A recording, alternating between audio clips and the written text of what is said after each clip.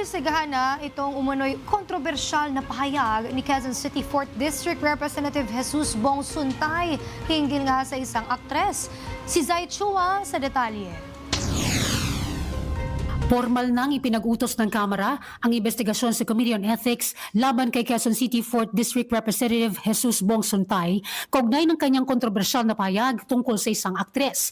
Ito ay matapos ang privilege speech ni House Committee on Women and Gender Equality Chairperson at 1st District Laguna Representative Ann Matibag na kumukondena sa naging pahayag ni Suntay sa pagdinig ng House Committee on Justice kaugnay ng impeachment complaints laban kay VP Sara Duterte. Sa motion ni Assistant Majority Leader Isabel Zamora, inaprobahan ng Kamara na i-repair ang usapin sa Committee on Ethics and Privileges at obligahin si Suntay na humarap sa pagdinig.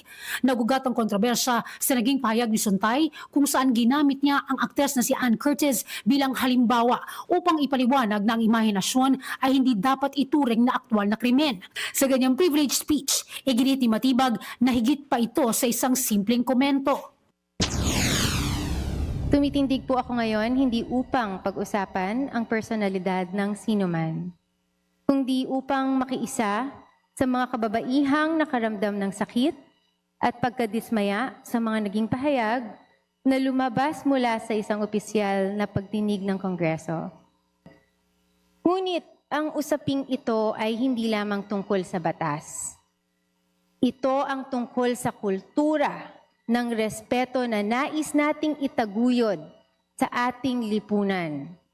At kung nais nating baguhin ang kulturang ito, dapat magsimula ang halimbawa sa loob mismo ng Kongreso.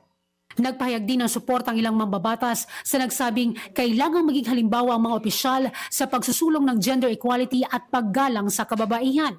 Samantala, humingi naman ng paumanhin si Suntay sa mga nasaktan sa kanyang pahayag at sinabing iginagalang niya ang desisyon ng Kamara at handa siyang humarap sa investigasyon ng Ethics Panel. Inaasahan naman ang pagdinig ng Committee on Ethics sa mga susunod na araw. Para sa totoong balita sa Bagong Pilipinas, Zai Chua, Congress News.